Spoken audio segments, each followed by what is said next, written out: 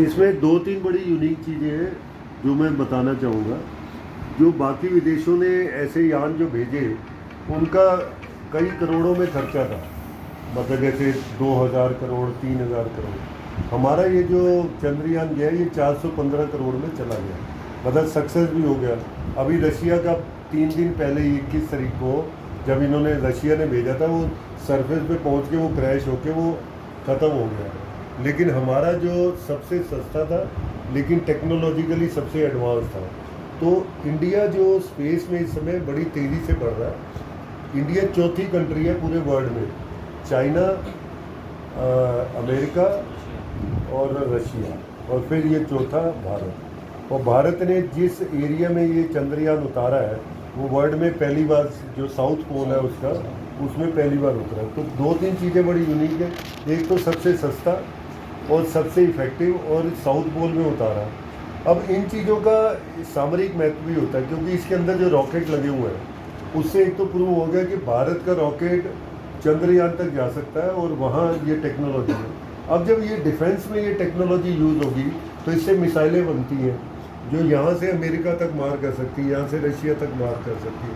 यहीं से बैठे बैठे आपको कुछ नहीं करना, ना हवाई जहाज भेजना, ना कुछ, मिसाइल भेजी और वहाँ जाके करेंगे। तो इसका सामरिक महत्व जो डिफेंस में बड़ा महत्व है। तो इंडिया इस समय अपनी मिसाइल्स बना रहा है और अरबों रुपए की मिसाइल्स बाहर बेच रहा है। आज से पहले क्या होता था, इंडिया सिर्फ डिफेंस का माल इंपोर्ट करता था। आज 42% माल इंडिया में ही बना रहा है और बहुत अच्छी एक्सपोर्ट कर रहा है। तो जो इंडिया का जो टैलेंट था, हमारे अंदर बहुत टैलेंट है। हम देखते हैं अमेरिका के जाके पेप्सी कंपनी और बड़ी बड़ी गूगल में जो सीईओ है, उनके जो हेड है वो इंडियंस है। तो इंडियंस के ऊपर टैलेंट है। तो जो मोदी सरकार ने उस टैलेंट को पहचाना और उन्हें फंडिंग दी, मतलब उन्हें पैसा दिया कि तुम इससे काम करो। तो आज इसरो जो है सबसे सस्ता। अब क्या होता है कि जैसे बाहर के किसी देश को सैटेलाइट ऊपर भेज रहा है ऑर्बिट में, तो अमेरिका भी भेज सकता है, चाइना भी भेज सकता है, रशिया भी भेज सकता है और भारत भी। लेकिन जो सस्ता देगा उससे वो भिजवाएगा।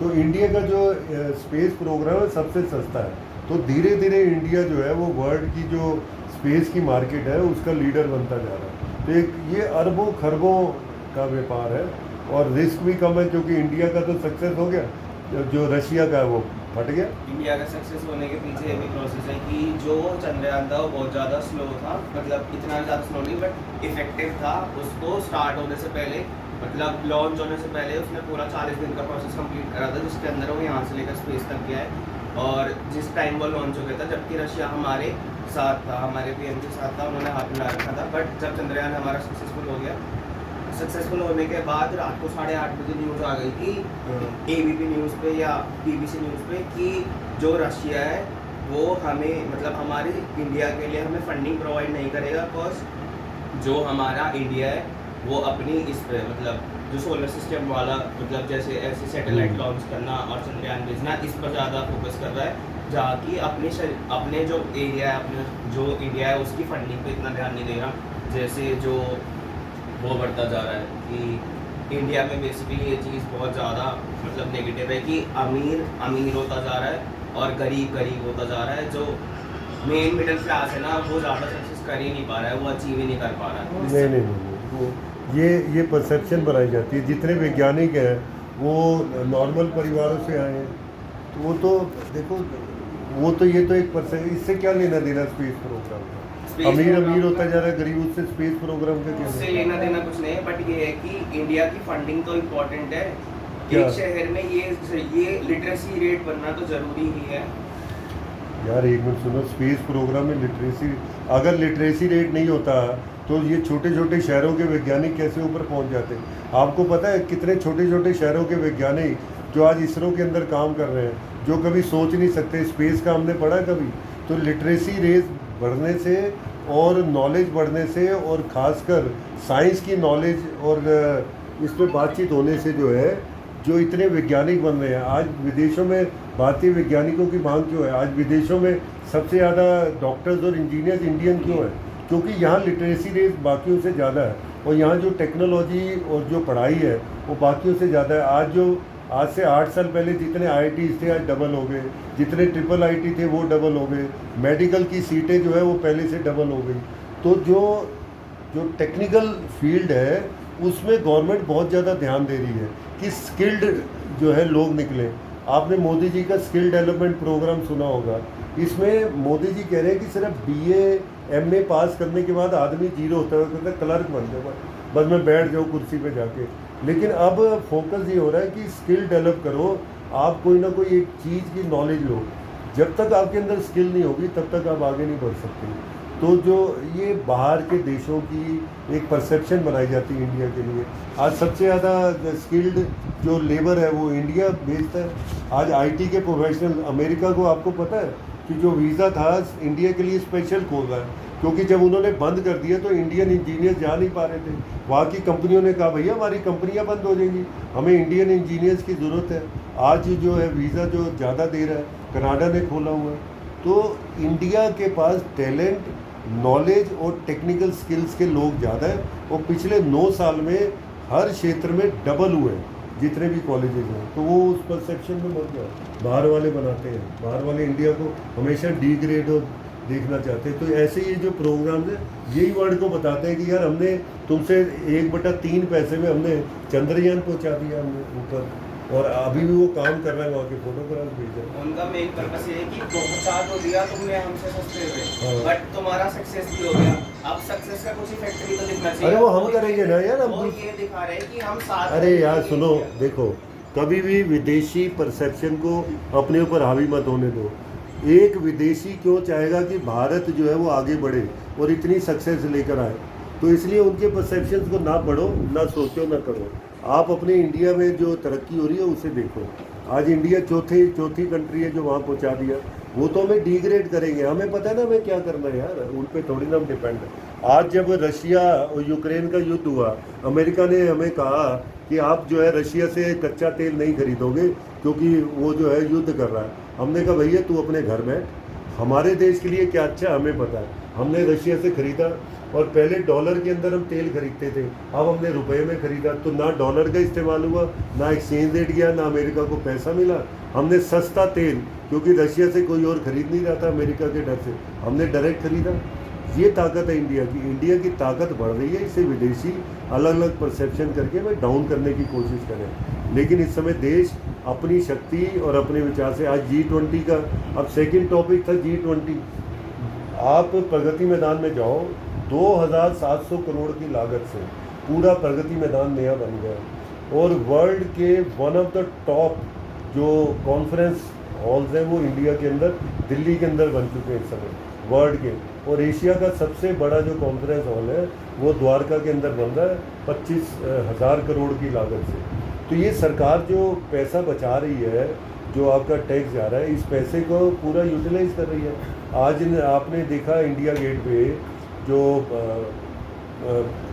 पहले जनपद था, क्या नाम रख दिया उसका?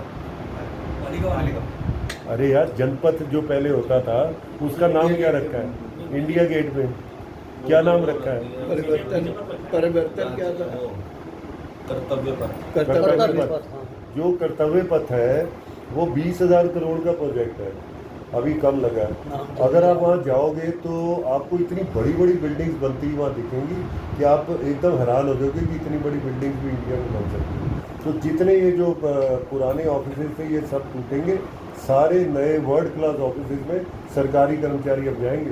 पहले वो पीक वाले और गंदगी वाले ऑफिस में जाते थे जहाँ टॉयलेट ही नहीं होता था लोगों के पास, और पानी भी घर से लेकर जाते थे।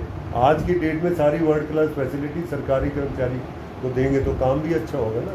तो ये पैसा तो इधर से ही आ रहा है, कोई मोदी जी अपने साथ तो लाए नहीं। जो जनता टैक्स देती है उसमें से बचा के ये सारी बिल्डिंग्स और ये सब बन रहा है। तो किसी भी कंट्री की जो प्रोग्रेस है वो इंफ्रास्ट्रक्चर पे होती है। चाइना एकदम क्यों तरक्की किया? चाइना ने इतना इंफ्रास्ट्रक्चर खड़ा कर दिया, वो चाहे एक्सेस है, लेकिन हमें जितना ज़रूरत है हम उतना बना रहे हैं। बड़े बड़े हाईवेज और ये सारा एक्सप्रेस वे जो बन रहा है ये वही तो है। तो दूसरा इन्होंने बताया कि G20 का जो सम्मेलन हो रहा है, अब हमारे लिए ये है कि जो तीन दिन जो है वो सेंट्रल दिल्ली बंद रहेगी। तो यहाँ से हम ITO तो जा सकते हैं, लेकिन ITO से आगे नहीं जा सकते। तो हम फरीदाबाद निकल जाए या उधर निकल जाए, लेकिन आगे नहीं जा सकेंगे। जमुना पार्क खुला रहेगा। मेरी SDM से बात हुई है तो उन्होंने कहा कि जमुना पार्क खुला रहेगा, और 2 ब्रिजेज आपके खुले रहेंगे किसी ने इमरजेंसी में जाना, लेकिन सेंट्रल दिल्ली में आप प्रवेश नहीं कर सकते। उसमें कनॉट प्लेस, खान मार्केट, ये सारे बड़े बाजार ये सब बंद रहेंगे, क्योंकि जो बाहर से लोग आ रहे हैं ना उन पे जो है वो सुरक्षा को लेके बहुत बड़ी थ्रेट है इस समय, क्योंकि बहुत सारे ग्रुप्स चाहते हैं कि इंडिया तरक्की ना करे और बहुत सारे ग्रुप हमारे खिलाफ हैं। एक भी अगर टूरिस्ट को कुछ भी हुआ तो पूरे वर्ल्ड की न्यूज़ बनेगी, इसलिए कोई रिस्क नहीं लेना चाहता। तो जनरल पब्लिक की एंट्री बंद की हुई है, ट्रैफिक की है, और सारे होटल्स बुक है और पूरा सजाया जा रहा है, बढ़िया देश का नाम होगा। तो इससे क्या होता है, अब यहाँ से जो आदमी देख के जाएगा ना बाहर, वो कहेगा यार इंडिया भी घूम कर वहाँ बड़ी सारी चीज़ें, तो टूरिज़्म बढ़ता है। जैसे काशी विश्वनाथ कॉरिडोर जब बनाया तो मेरे ख्याल 50 लाख लोग जाते थे, इस साल 7 करोड़ लोग गए हैं वाराणसी। एक जनरल आदमी पहले नहीं जाता था, जो बिल्कुल धार्मिक भावना से बिल्कुल जाना है जी मैंने शिवलिंग देखना है, उसके दर्शन करके वही जाता था। आज जो विदेशी आते थे ना, गोवा ज़्यादा घूमते थे, वो गोवा से ज़्यादा हाँ, गोवा से ज़्यादा काशी, वहाँ फैसिलिटी का अलग पूरे होते विदेशी। तो देश में एक अलग से समझो जो टैलेंट था हमारा देश का, उसको एक्चुअली हम यूटिलाइज कर पा रहे हैं यहाँ पे। तो चाहे वो टेक्नोलॉजी में है, चाहे देश के अंदर विकास है।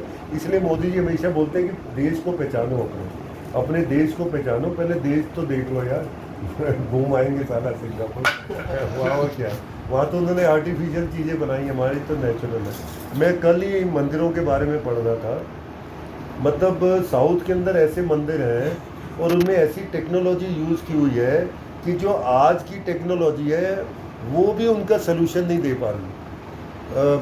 2 चीज़ें मैं उसमें देख रहा था, एक तो कैलाशा मंदिर है, तो वो मंदिर को एक बहुत बड़ी चट्टान, पहाड़ था, पहाड़ को ऊपर से काट के मंदिर नीचे बनाया गया, उल्टा मंदिर बनाया गया नीचे। अब वो वैज्ञानिक आज भी, मतलब अगर आज की भी टेक्नोलॉजी यूज़ करो तो 150 साल लगते हैं उसे बनाने में।